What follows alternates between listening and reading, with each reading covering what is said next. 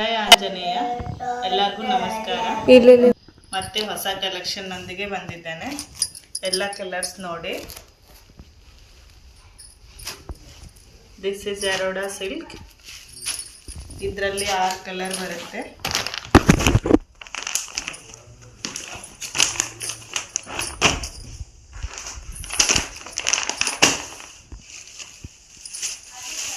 ಇದು pepper cotton.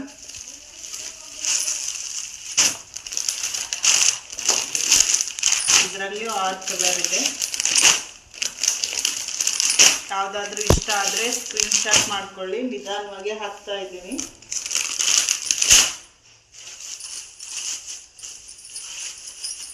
ಇದೊಂದು design ಇದೆ ನೋಡಿ.